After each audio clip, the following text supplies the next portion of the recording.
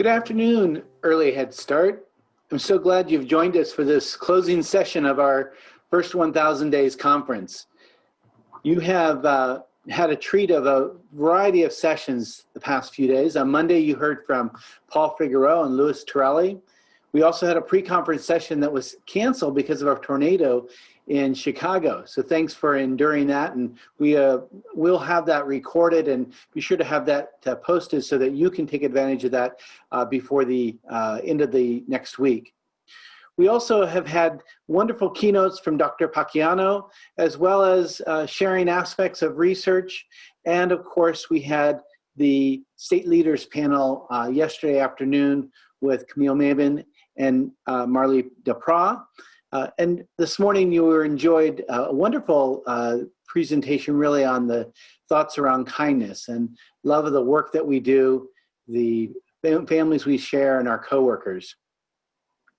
We all know that kindness, of course, is so central to our relationships. We are appreciative at Region 9 of all the workshop presenters and our exhibitors who supported the conference this week. And thanks to all of you who have posted over 200 photos, 300 community chats are ongoing, and about 17,000 messages have been exchanged between the 700 or so participants. I would say you've really maximized the use of Whova, and thanks for doing that. We're getting lots of positive feedback for our efforts to adapt this conference to a virtual setting. And of course, the key to that is your engagement with each other. And of course, last night, many of you stayed for our afterglow, and we even caught a few of you dancing on Instagram and some Facebook pics with the Spasmatics. So I hope you enjoyed that show. It was certainly a nice relief and an enjoyable way to spend our evening. We're, of course, very appreciative to the sponsors who support the association so that we can continue to do the work that's essential to keep Early Head Start and Head Start in the minds of our decision makers and those in Congress who regulate and appropriate our funds. So thanks to today, thanks to Continued, who's one of our sponsors for the last year. And in particular, Continued is a partner of Region 9 Association, where we not only are providing ongoing professional development 24/7 with over 300 one-hour courses, but 50 of those courses have been developed with Region 9 and the work that we do with presenters, some that you heard within this conference. So please take a moment and listen to this information from continued.com. Hi, everyone. Thank you for taking a few minutes to learn about Continued, a leader in online learning. I'm Wendy Bradbury, Vice President of Sales, and I'd like to tell you about Continued Early Childhood Education. We offer practical, research-based online training courses, including courses to earn or renew your CDA credential.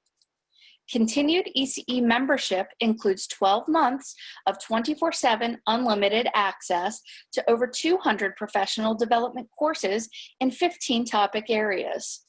Our courses are presented by leading experts and are available in video, audio, and text formats to fit your learning style. Course completion certificates are provided, and we are also an IASET accredited provider of CEUs. Hello, I'm Tiffany Grant, your dedicated Continued Early Childhood Education Account Manager. If you have questions, or if you were interested in learning more about Continued, I would love to connect with you. We are excited to offer special discounts for our valued Region 9 Head Start Association partners. Click the Sign Up for Deals and Offers button so I can share a promotional code for 10% off individual memberships, as well as information on how your entire staff can save even more with our group learning rates. Wendy and I look forward to serving you and helping you and your entire staff with your professional development needs. Thank you so much for taking time to meet with us. Well, thanks to Continued for their ongoing support. Today, to close our conference, I am super excited to bring forward a colleague who I have admired for many years. I first met him in Washington, D.C., where I observed his passion for the work that he does on behalf of this community. As an individual who had just left the classrooms from New York City, coming to Washington, D.C., it was clear to me his passion for children and families was a lifelong labor. David J. Johns is an executive director of the National Black Justice Coalition. He is the former executive director of the White House Initiative on Educational Excellence for African Americans. The initiative works across federal agencies and with partner community nationwide to produce a more effective continuum of education programs for African American students.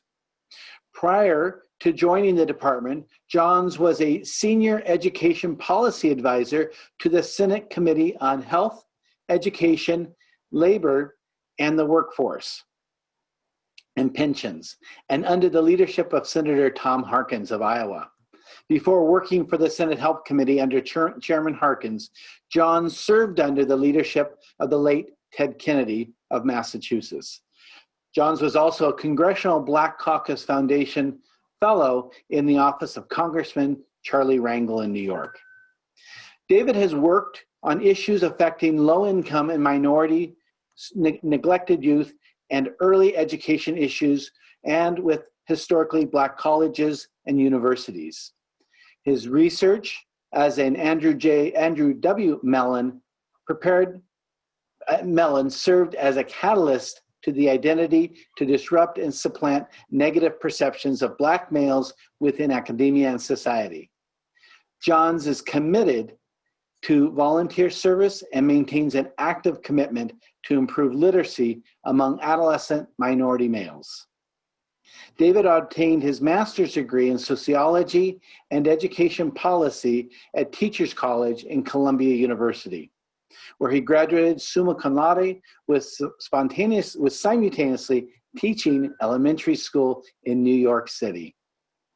He graduated with honors from Columbia University in 2004 with a triple major in English and creative writing for African American studies.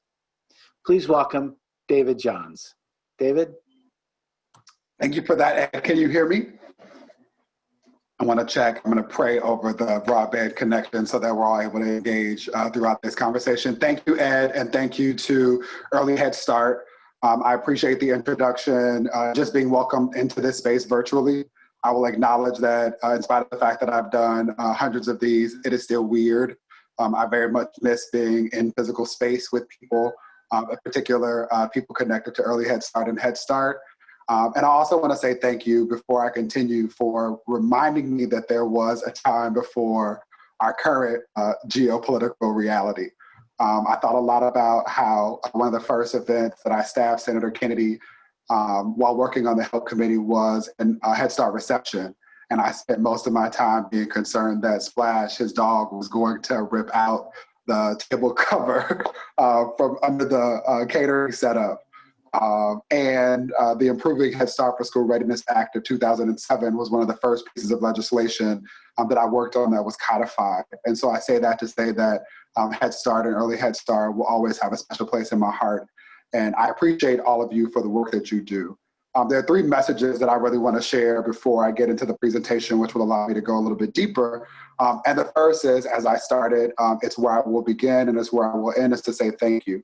Thank you to each of you for doing God's work. Thank you to each of you for being in the arena and for continuing to be on the front line, especially during this current time when we're facing so many concurrent crises and challenges. So if you hear me say nothing else, hear me when I say thank you. The second thing is I want to acknowledge that there's a lot happening in the world. And I have spent a lot of time talking to journalists about the reality that in spite of the fact that there are some people in positions of leadership who are acting in ways that would suggest the contrary, our children are not political pawns. And you, as our educators, are not crash dummies or test dummies.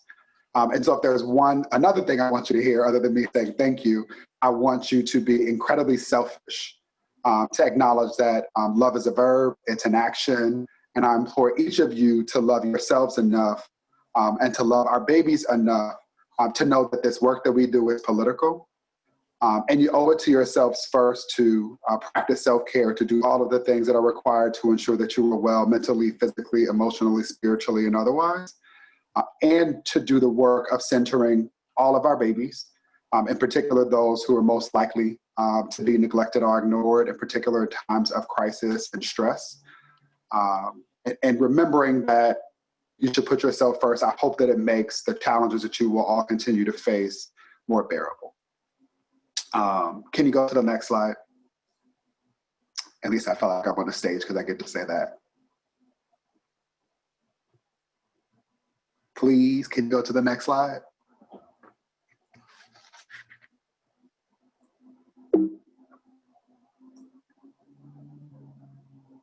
Pretty please, where you go? There we go. So this is a question that I want, if you haven't, to the extent that you haven't, I heard Ed mention the schedule. I imagine this has come up, especially in any conversation centering kindness and love, which is the foundation of our work. I really want us to think about what prevents us from supporting some students in particular. It should be lost on no one, because it's by design that many of the questions that I'm asking about our babies and our work are also reflected in society. It should be lost on no one because our schools and the spaces that we erect to support the learning and development of our babies reflect the societies in which they operate. And so I want us all to ask ourselves the question of why is it that some children, some communities are more neglected and ignored than others, and what role we can play in centering them as we all move forward together. Next slide, please. Here are a couple of things that, for those of you who have not yet had the pleasure of meeting, or this is the first time that we're engaging in this new way, here are a couple of things that I think are important for you to know about me. I believe fundamentally, without equivocation, not really open to debate about this, that all of our babies are geniuses. In the same way that Asa Hilliard reminds us that I've never met a child who is not a genius. There's no secret to how we support them. We first acknowledge them as human, and we second support them with love. And we owe it to all of our babies to ensure that they thrive. This is incredibly important for me because what I know is that the mental health and well-being of so many of our babies and so many of our educators is being neglected in this moment when people are talking about forcing schools to open, or childcare centers to open, or Head Start programs to open, and are dangling federal funds as a consequence for doing or not doing that which doesn't take our babies or the needs of our educators into consideration. And so I want us all to be clear that it is not simply enough, especially now, to talk about just existing or surviving. We owe it to our babies, especially our babies in early Head Start, to ensure that they thrive. I said this before, and I think that if there's ever been a time where this has been clear, it should be now, where a part of me wants to say, I don't care what your political affiliation or stance is, and that's not quite true. But regardless of how you identify, the fact that Betsy DeVos, a person who knows nothing about public education, is responsible for public education in our country, should be a signal to you that there is a problem. And there's a problem in particular because education is political. It is shaped by history and context. And if we are not clear about that, in particular over the next 88 days, we will continue to suffer, and our babies will also continue to suffer. And so I hope those of you who have drawn lines around the work that you do and have felt like politics exists outside of it, aside from the fact that Head Start and Early Head Start have a relationship that is born in federal support, please understand that you have an obligation and a responsibility to understand that education is political and the work that we do is political. And so much about each of these things, and I hope what I'm demonstrating in the time that we share together is that we have an obligation to tell the truth, the complete truth. Next slide, please. Play the video, please. Our fathers and mothers are killed, and we can't even see them anymore.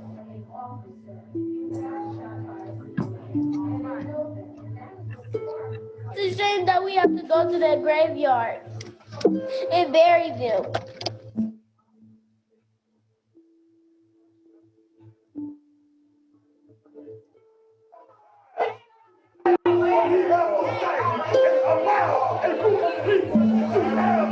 And we have tears, and we shouldn't have tears.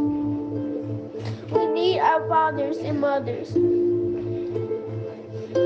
be by our side.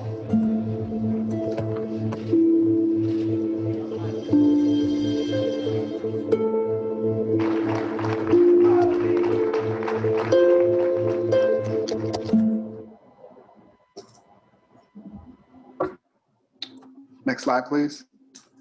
I thought that was important to share an acknowledgement that while a little older than some of the babies that will show up in your centers virtually or in person, our babies are aware of the things that are happening around them, whether it is the stress that they are receiving from their families who are additionally stressed in this moment, whether it is the lack of access to mental health support that is needed to process what's going on in the world connected to anti-Blackness, or any of the political complications that exist and show up in the world. Our babies are aware of it. And we owe it to them to be mindful of that fact and to create spaces where we can not only provide them with opportunities to articulate it in the ways in which they will, by drawing, by playing, by sharing stories. We also owe it to them to get into the way, to obstruct those who seek to not provide opportunities for them to learn and grow cognitively, socially, and emotionally. These are 3 points I made earlier. I just want you to see them. I'm a visual learner. I think that is important.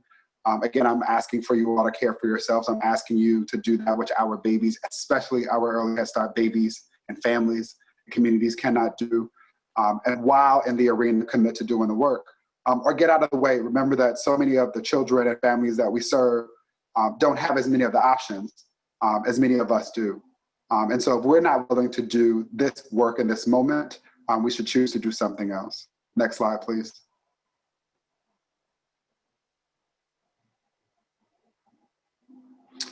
I want to be clear for anyone who is unaware of what happened in June, what this current moment in the movement for radically inclusive social justice looks like, the responses that have been very publicly made around Ahmaud Arbery, George Floyd, Breonna Taylor, and so many other people. Our institutions, including our schools and programs like Head Start and Early Head Start, are affected by white supremacy and anti-Blackness. I want to acknowledge the importance of intersectionality. As was mentioned in the introduction, I lead an organization now that stands at the intersections of anti-Blackness as well as homophobia, transphobia, biphobia, and other forms of stigma and bias. And we could have an entire conversation, or an entire conference rather, about how deep and complicated this is. But I need everyone to know that we have an obligation to think about the ways that we learn about race and gender and class and what's possible for people, and how we transpose that onto the kids and families that we serve. And these are just but a few of the examples of how the attitudes and beliefs that are shaped in society affect our babies in the schools and the programs that they are forced to move through. Next slide. It is incredibly important, especially now, for us to deal with toxic stress and trauma. Last year, we contributed to a report that was produced and submitted to the Congressional Black Caucus because in the last 2 decades, the suicide rates for Black children and youth have doubled. They've doubled at a time in which they have decreased for every other group of children based on race and ethnicity. And there is still very little airtime being devoted to acknowledging what it means for us as educators to spend so much time practicing things like healthy goodbyes and investing in things like structures and routines that have been disrupted by COVID. There are generations of children slightly older than the ones that you have served, but I'm sure some of the babies that you have served that we have taught about things like graduation and rites of passages like prom that have been taken from them. I know you all are even thinking about what it means for us to be going back to school or opening up programs in the fall. What we have to be mindful of and what we need to create more space for is toxic stress and trauma. And to ensure that our babies, the babies that we all serve, that you all serve, are supported not only cognitively, socially, and emotionally, but with regard to mental health and their well-being. And so I hope that I'm highlighting there needs to be more attention paid in this area with regard to children, youth, and young adults. And while the research doesn't exist, we should be mindful about how this stuff manifests in our babies. acknowledging that learning starts at birth and preparation for learning starts well before birth. So many of these challenges might also manifest in our babies around that period as well. Next slide, please. To my earlier point about intersectionality, it's important for us as educators and for Early Head Start to make space for all babies and members of the community. I spend a lot of time now, post having served still by President Barack Hussein Obama, leading a White House initiative focused on ensuring that people understood that Black students are incredibly diverse, that they are Afro-Latinx and Afro-Cuban, that they have disabilities, some of them visible, some of them hidden. And at some point, some of them also identify as members of the LGBTQIA+ community. And it is incredibly important for us, regardless of, again, our personal beliefs or the things that affirm, the things that are most important about us and how we make sense of ourselves in the world, to appreciate that we have both an opportunity and an obligation to serve and support every part of the children that we are privileged enough to encounter and to support in their learning and development. Next slide. So my question is, what are you going to do? I want to be clear that while some of the stats and some of the articles that I've shared are about children older than those that you serve, many of the kids that you will be entrusted to supporting their learning and development will face some of these challenges that are evident in the streets and in conversations about what's happening politically, beginning as early as kindergarten, if not before. And so as you are thinking about the work and the responsibility, I want us all to be clear that there's something that each of us can do. And while we're in the arena, I am imploring each of us to do it for our children and the members of the community who are most likely to be neglected, ignored, or overlooked. Next slide.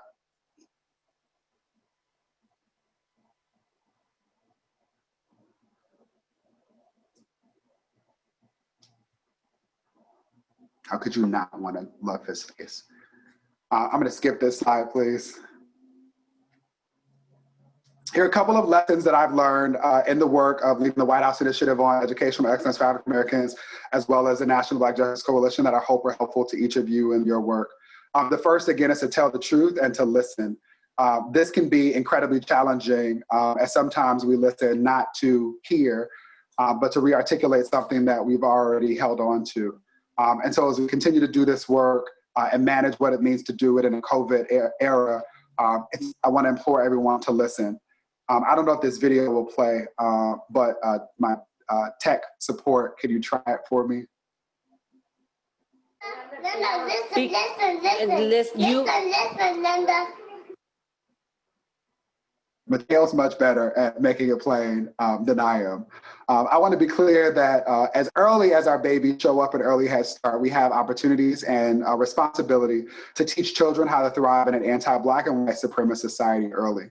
I could go deeper, Ed, if you want to invite me back when we have more space to talk about that specifically, because that is at the core of so many things that are happening and so many protests that people are making in all types of arenas. But I want us to be clear that that is our work. And that is not specific to Black children. That is specific to children that do not have access to privilege based on genetic code or zip code or proximity to whiteness. Happy again to further expound upon any of that, including if we're holding time, I believe, in which we are for Q&A. And very much related to what I'm continuing to do, acknowledging that some of you are probably exceptionally uncomfortable. I hope you are. All of what I'm talking about is uncomfortable. And if listening to it is uncomfortable, think about what it means to experience it daily.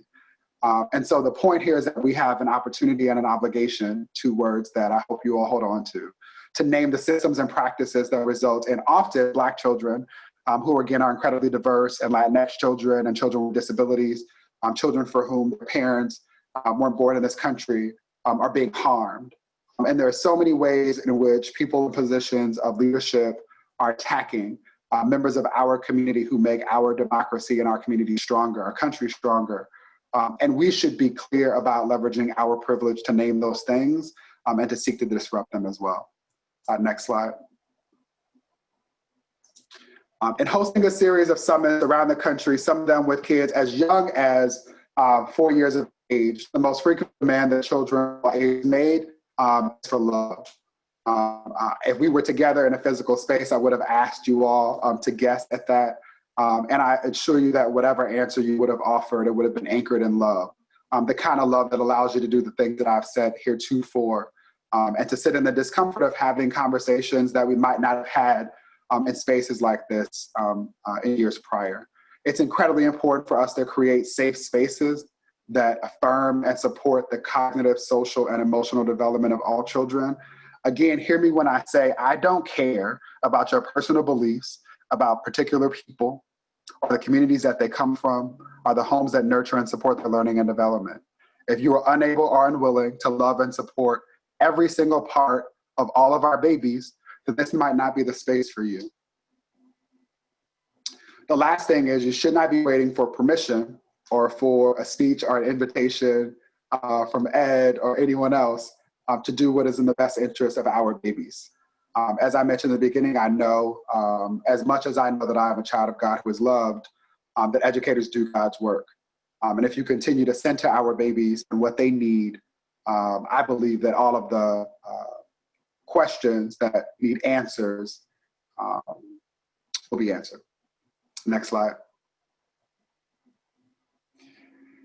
These are notes from a book that I find is not only helpful in reading notes, Dream Keepers, but it's also things that show up in our work.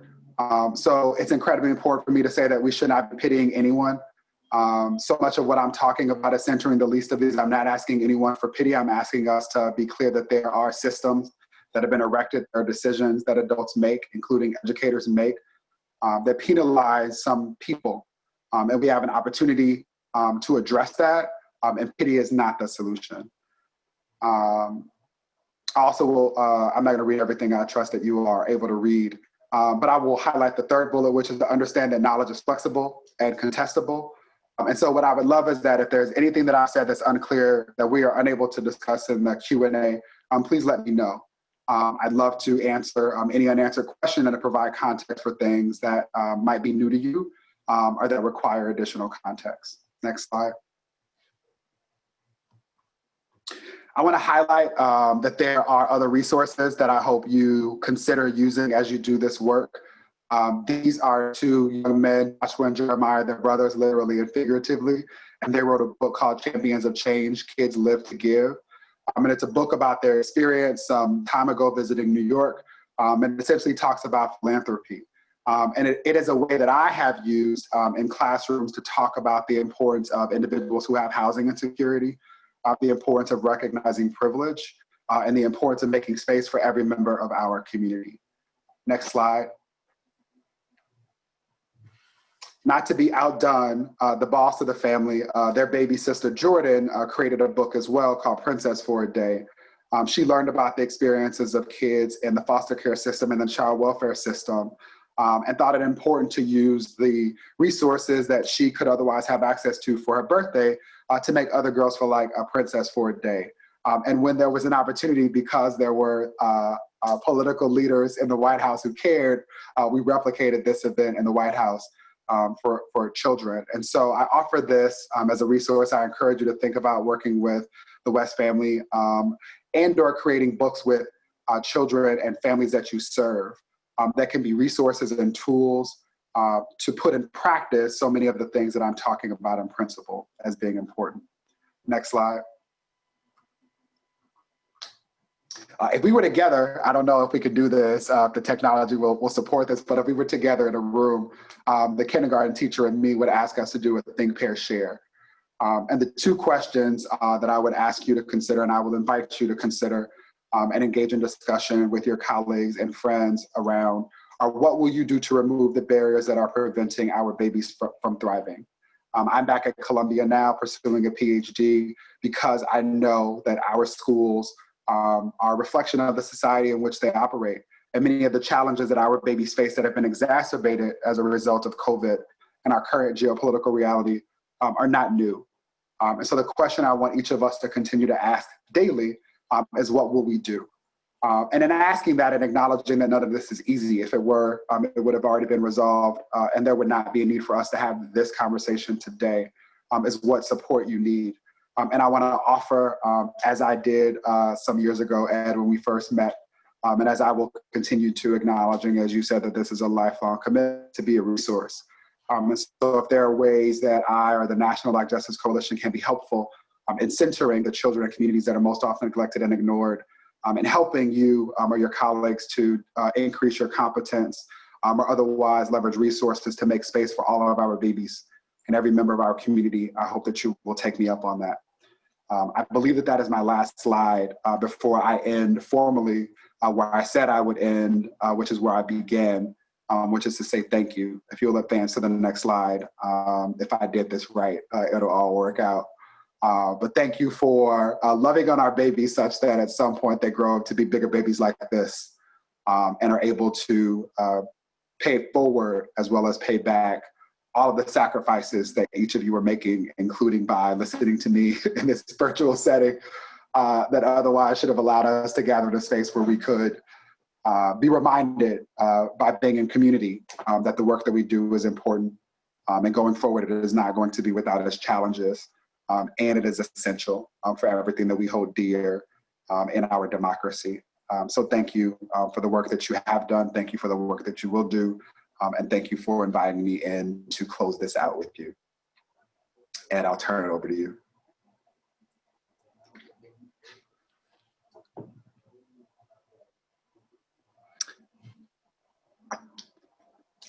David, just a couple of follow-up questions, if you wouldn't mind spending a few minutes with me dialoguing. But first, say thank you. Thanks for sharing your thoughts, the work that you've done, the work that I really look forward to seeing going forward in the next chapter of your life.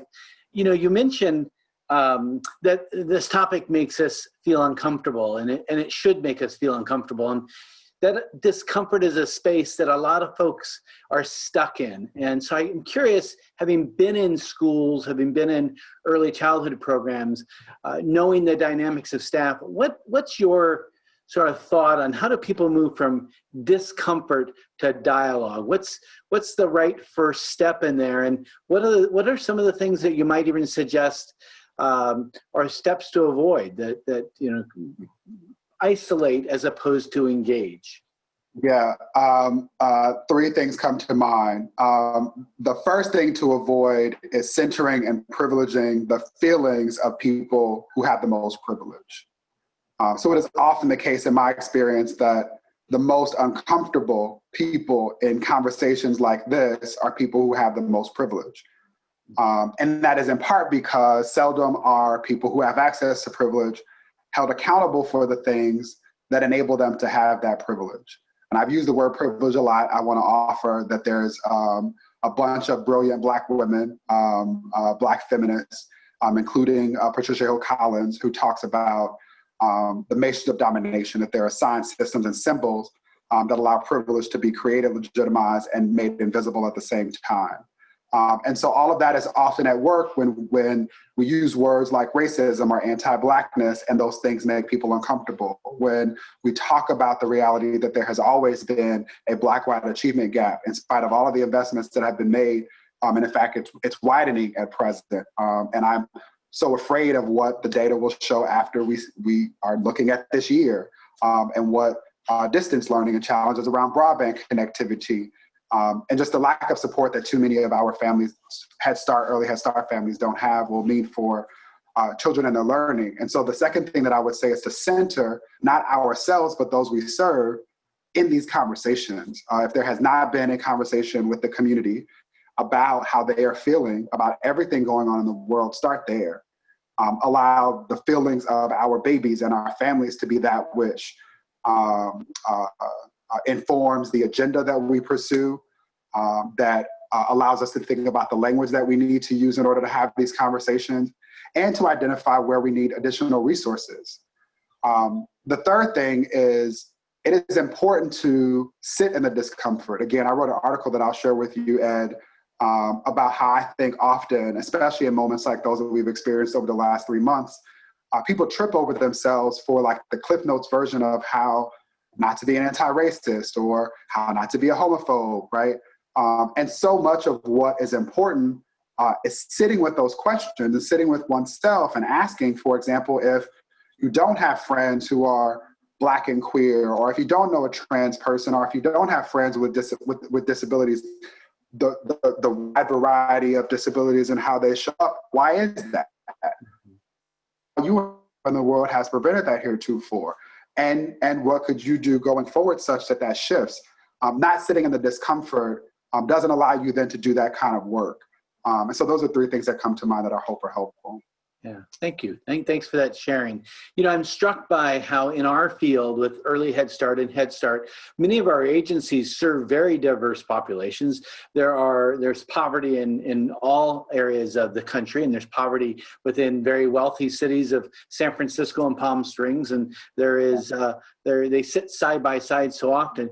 Yet within our industry, I think there's a real challenge of growing that next leadership class of people who are of a variety of a variety of ethnicities, beliefs, genders, and so forth. And I'm curious, as you've worked among different human service organizations, what does it take for that organization to lift emerging leaders and empowering them to feel that destiny that they will run the organization someday being sooner than later? Yeah, a couple of things. One, it's not lost on me that when we often have these conversations, especially DC-based public policy conversations, which organizations and programs like Head Start, National Head Start end up becoming in synonym, that we often forget that they're rural and isolated in small communities in every part of the country. And we overemphasize things that are often associated with major metropolitan spaces, spaces that are, again, incredibly diverse in the ways that the rest of the world are, but that often get flattened in ways that we, again, talk about and think about the world as being literally just black or white. And we know that that's not true. There are two things that are important for me, and language matters. One, I heard you, it's not ever a challenge. I think it's often a question of whether or not it's a priority. And then two things come to mind. One, it is often not the case that people need to be lifted. It is often the case that people in positions of power need to move out of the way. Does that make sense? Yeah, absolutely. Right. And so what I know all of us know who've engaged with early Head Start families and Head Start families who've witnessed or benefited from the brilliance of Black and Latinx and poor and non-Native people and people with disabilities, people who show up in the world because of these additional gifts that they have, is that they, when supported, again, I go back to the quote around Asa Hilliard, when acknowledged as humans and supported with love, people thrive. Often the issue is that there are people in positions of power and privilege who hoard the ability for them to demonstrate what they know and have learned, whether that's reading, whether that is performing, whether that is demonstrating a particular skill. For me, that first piece is often important. And then the second, when I think about the community that we serve in Early Head Start in particular, is doing the additional work to ensure that we are providing people with opportunities to win. And that individuals who often have and face the most challenges are supported because they are and have and face the most challenges. And too often when we are stressed, as we are, not only in the world, but as educators, doing that additional work and giving up one's own position of privilege and power becomes often the most difficult thing to do. Yeah, and it seems like agencies can no longer sort of make equity or make a diversification any sort of seasonal effort. It has to be woven in, it has to be built in. And Head Start's, famous for its systems, right? Putting it all together, making sure that the health team reports out to the data team, and the data team gets to fiscal, and fiscal gets the home visiting reports. And this topic needs to be systemized as well. It needs to be regularized. I'm curious, as you look at research, do you see industries that Head Start can look to that are sort of leading this systemization of the discussion and in the processes? No one's gotten it right. I find myself saying a lot often now to leaders of industry, and I find myself wanting to complicate that we still refer to a small set of companies as tech companies, but the reality is, based on what we're doing now, everybody is a tech company, no matter what industry you're in. But the big dreamers, right? The Googles, the Amazons, the Fortune 100 companies that, at least in lip service, purport to care about diversity such that they have hired in the past DE&I leads that have dotted lines to CEOs or C-suite leaders, or who invest in employee resource groups that unless and until it is tied to the compensation and performance of leaders, it won't happen. And so in the same way that there have been thoughtful processes to ensure that the things that matter most within Head Start and Early Head Start are considered, this has to be prioritized as well.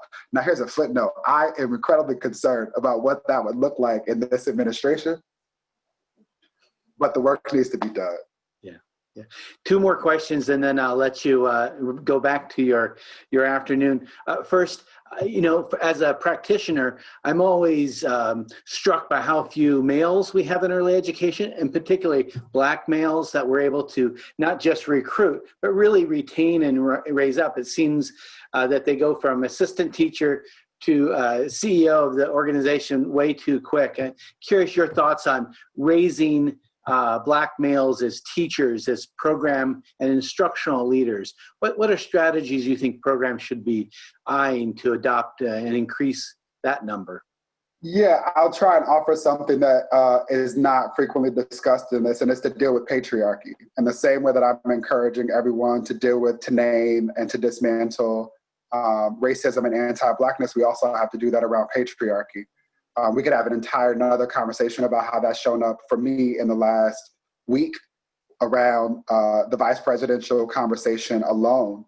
But talking about the ways in which expectations around maleness and gender, or femaleness and gender in that regard, inhibit our ability to allow people to show up and grow and flourish in whatever ways are natural and otherwise innate to them.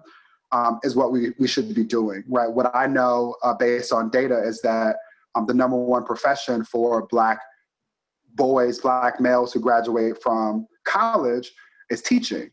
The issue is, and why less than 2% of the workforce looks like me or is comprised of Black men, is that not enough Black boys are graduating from high school with the skills they need to then go on to and persist through college. And all of this, again, as you all know, and what a line I took from Tom Harkin I will always hold on to, is learning starts at birth and a preparation for learning starts well before birth. And so if we could do a better job of dismantling the problematic ways in which patriarchy shows up and affects the ways that we as educators think about Black boys and what they are often not capable of, if we do that work, then many more of them would thrive and flourish and show up in spaces that are otherwise not welcoming of them. Mm. Thank you. Well, David, we have just a few minutes left. I, again, want to express my appreciation for you being available to us to make us uncomfortable, to inspire and to love us, and to really advance our commitment to the work that occurs every day in the programs that we have. So thank you. And also, I just want to to close our conference and thank my associates, Fernando and Natalie, who work here at the Regional Association with me. They've done a phenomenal job at trying to keep all the details organized, work with the presenters, exhibitors, and all the attendees. So thanks to their good work. And to lastly, and always remind the attendees to complete your evaluations. Those are always important for us to have the feedback that we need. And to remind you all that the content for this conference will be remaining available for the next 90 days. Watch your email and you'll be able to watch this talk as well as all the other content that we've provided. So have a good afternoon, everyone. Thank you, David. Be well and have a great day. Bye-bye.